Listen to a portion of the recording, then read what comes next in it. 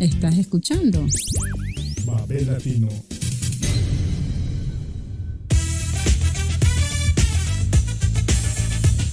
Babel Latino, en este tiempo de renacer, presenta Raíz Libre con Andrea Fernanda León.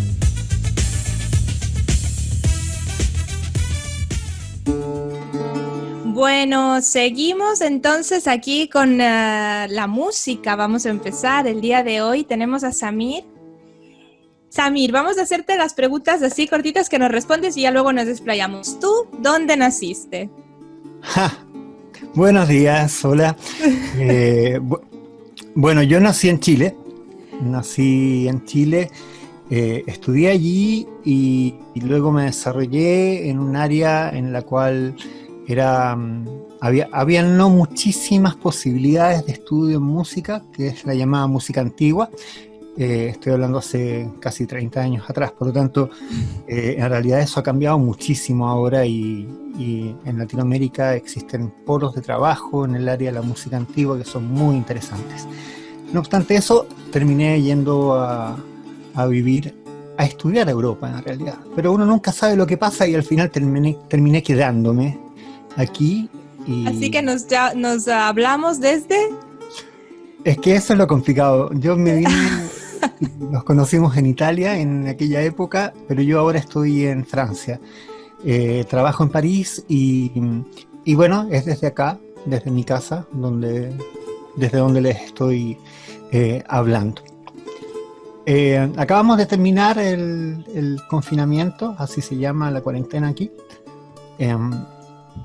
Y en general la ciudad parece renacer.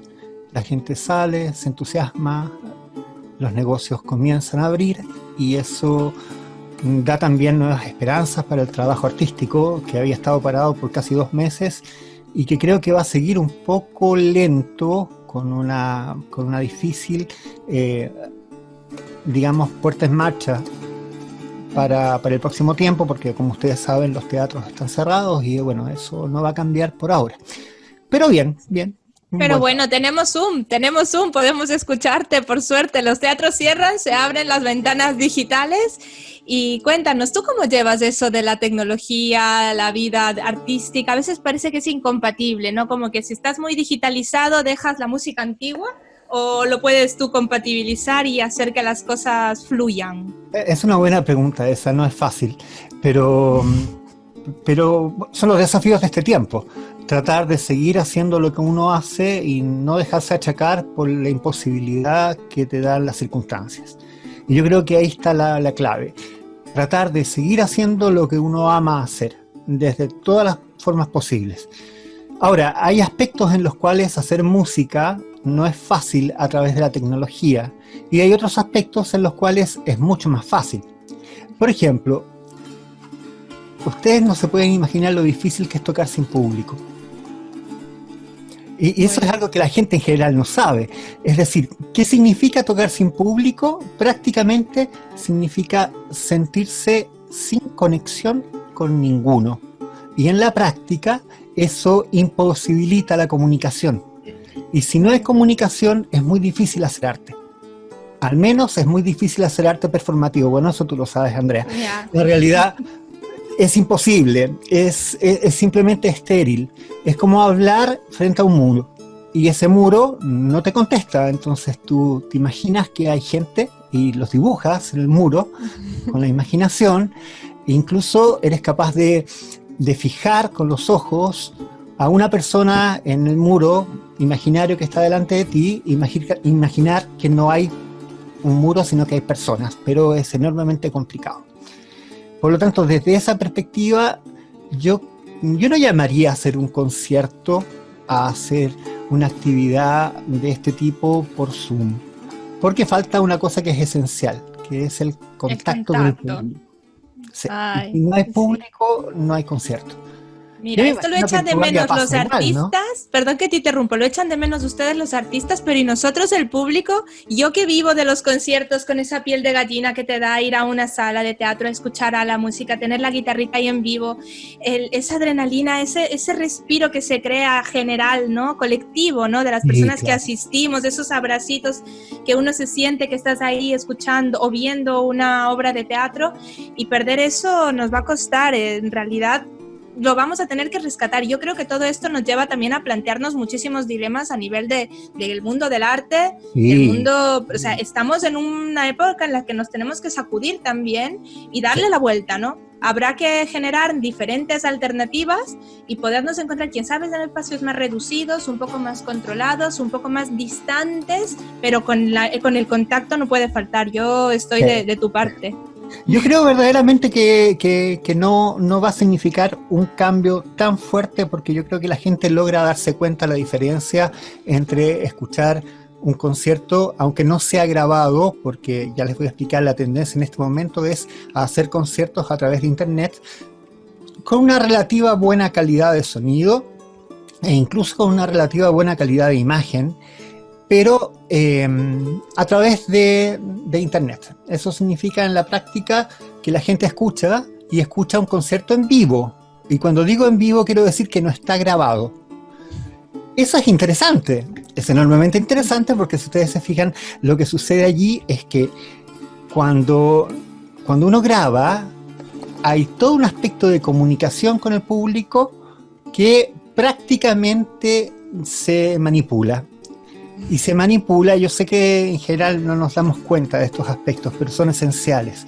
Se manipula porque en realidad cuando uno graba puede repetir, cuando uno graba tiene la sensación de que se está produciendo una comunicación que en cualquier momento se puede volver a realizar, que se puede cortar y que se puede iniciar incluso desde el principio. En cambio, cuando tú estás en una situación de concierto, eso no pasa. Tú estás directamente en un momento que es único e irrepetible. Y ese momento único e irrepetible nos hace disfrutar de la situación aún más porque va a pasar, y es efímero además, porque pasa rapidísimo. Ese momento no se va a volver a producir y jamás vas a volver a tocar de la misma manera en que tocaste incluso la misma música apenas 10 minutos antes. Claro. Ay, l'attimo fuggente se dice en italiano, ¿no? Ese momentito que se escapa, carpe diem. Ahora cuéntanos un poco de tu inspiración musical, artística, de qué te inspiras, cómo manifiestas también todo lo que se te crea dentro a nivel musical, a nivel creativo, y luego ya nos presentas también las canciones que nos van a acompañar el día de hoy, los temas. Claro. Yo desde pequeño estuve ligado a la música folclórica sudamericana principalmente. Si no obstante, tengo que confesar que tengo una gran debilidad por ciertos aspectos de la música folclórica que a mí me han tocado. Otaola, por ejemplo, es para hablar solo de Ecuador, es una de las cosas que siempre me hizo imaginar que existía un lugar compuesto por músicos. Y por lo tanto, desde que tenía como entre 14 y 15 años más o menos, empecé a confeccionar distintos lugares que crearon mi imaginario folclórico. Uno de ellos, por ejemplo, otro aparte de lo que les contaba de Otaola, otro es, por ejemplo, todo lo que se produce en Argentina, entre la cordillera chilena-argentina, la ciudad de Salta, donde existe una raíz folclórica viva en este minuto. Y en Chile, obviamente, sobre todo con el trabajo que realizó Violeta Parra, dándole vuelta a cada una de las pequeñas ciudades, ni siquiera ciudades, pueblitos que estaban en la cordillera, rescatando la voz de las cantoras. Estas mujeres a las que se las contrataba para ir a tocar una especie de fiesta y que estuvieran allí expresando y poniéndole música a todos los momentos, incluso al momento del funeral, rescatando aspectos de tipo formal, como son los llamados angelitos, es decir, cuando un niño moría sin haber sido bautizado y y todo este tipo de relaciones rituales en las cuales la música estaba permanentemente presente. Ahora bien, cuando en la medida que fui desarrollándome hice otras cosas en la vida y al final terminé llegando a un aspecto que me fascinó, que era el de la música llamada música antigua. Dentro de la música clásica, la música antigua es una parte de la música, aquella que se refiere principalmente a aquella que se realizaba hasta el siglo XVIII, aun cuando en realidad es antigua incluso la que se hizo ayer. Pero bueno, lo que quiero decir es que hasta el siglo XVIII se la considera early music o música antigua. Y esta música en general tiene un vínculo. Se perdieron para la música clásica muchísimos elementos que en la música antigua estaban vigentes, pero que se mantienen en el folclore. Por lo tanto, lo que yo hago es tratar de, investigando el folclore y la música antigua, principalmente la música antigua europea y la latinoamericana, lo que hago es tratar de buscar las relaciones que existen a 360 grados entre esos dos distintos estilos. Y nuestros conciertos tienen un poco que ver con eso. Madre mía, una labor de mezcla. Ya, o sea, estamos en Babel Latino. Mira, te voy a contar los que estamos hoy. Un vasco en Quito, 2 quiteñas en el norte de Italia, un chileno en París y bueno, el único es Ricardo que está desde Guayaquil y desde Guayaquil no se ha movido. Y tú vienes y nos hablas de la música antigua con toda el folclore. Si estamos ya más mezclados no se puede. Es precioso que salga además de las mezclas los resultados así tan vivos. Así que cuéntanos un poco de la que nos traes, de las canciones que nos traes, de los temas, sí. Y luego ya los escucharemos poco a poco mientras avanza el programa. Todo esto tiene que ver con... Déjame redondear un poco este aspecto de la multiculturalidad porque es esencial.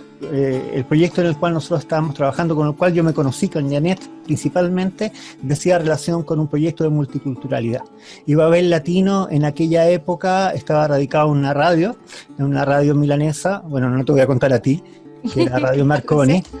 Sí. Y claro, nuestra idea era que la música era un vínculo de conexión para enseñarnos a llegar a la utopía, y la utopía era aprender a vivir juntos. Es decir, vivere insieme.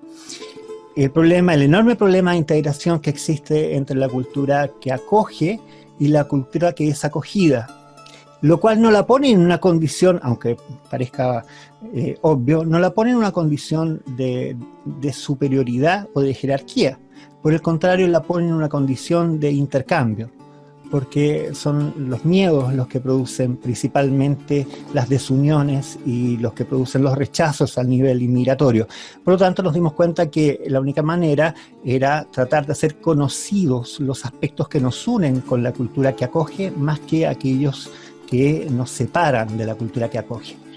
Y en eso la música tiene más increíble, es increíble. Yo estuve en una conferencia, ya para terminar, y así nos dices finalmente las canciones, bueno. En una conferencia en donde se llegó, estábamos en Málaga el año pasado, y era una conferencia sobre el flamenco, y la muchacha que estaba, no recuerdo el nombre, ilustrándonos sobre el origen del flamenco, decía, bueno, de los ritmos africanos, de lo que ha absorbido en realidad para ser lo que es el flamenco, y así me supongo la mayor parte de los estilos de cualquier parte del mundo. En realidad siempre hemos estado el arte que no tiene fronteras, como los seres humanos que no tenemos fronteras o deberíamos intentar y viajar sin ellas, se mezclan mucho antes de lo que podamos nosotros ni siquiera pensarlo, y las inspiraciones llegan y nos llenan a todos. Esto es magia, la magia del ser humano, porque no solo hacemos cosas malas, ¿no? Tal vez el arte y todas las formas de arte que tenemos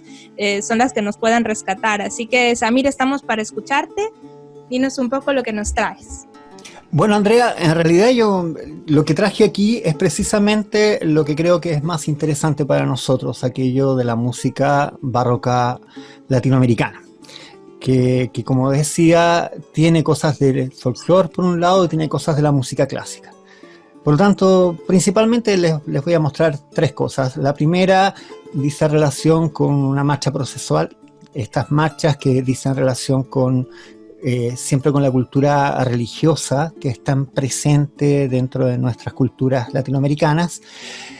En segundo lugar, les quiero mostrar, además de la marcha, les quiero mostrar cómo se integra la voz de las personas, de nuestra gente, de nuestros pueblos, en esta música, para producir, por un lado, un estilo compositivo que es el de la composición europea, pero por otro lado, cantado y tocado tanto con instrumentos que son nuestros, son autóctonos, como por voces nuestras que son autóctonas.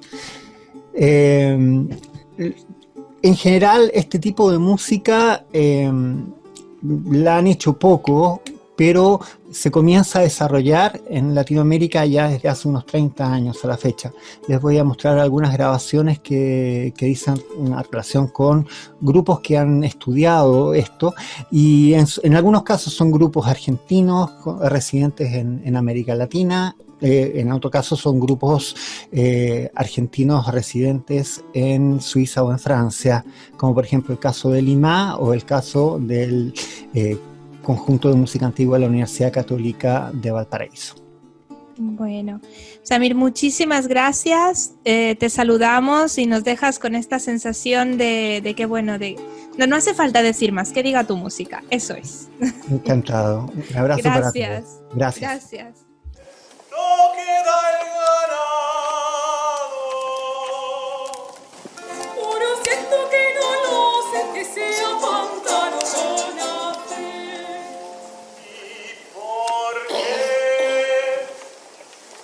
Dice vino un angelito volando y cantaba tan bonito, y decía lo patosito que Jesucristo. Esta noche nace y se amantaron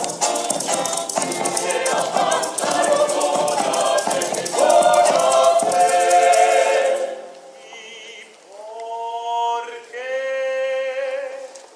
Uno siento que no lo sé, que se amantaron, uno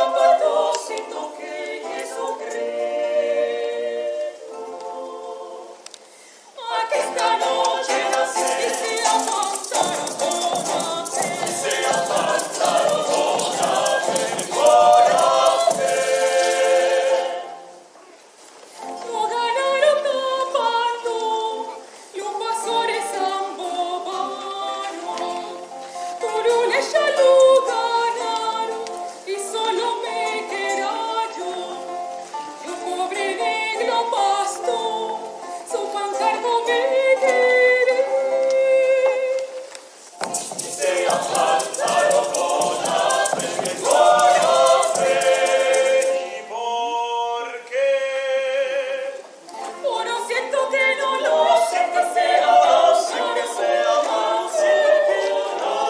que no lo sé, que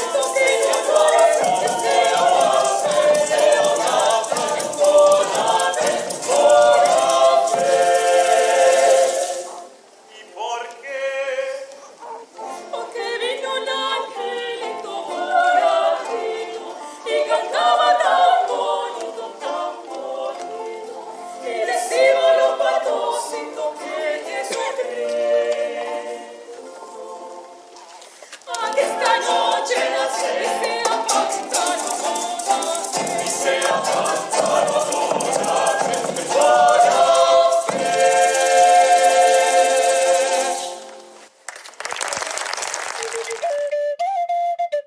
Babel Latino.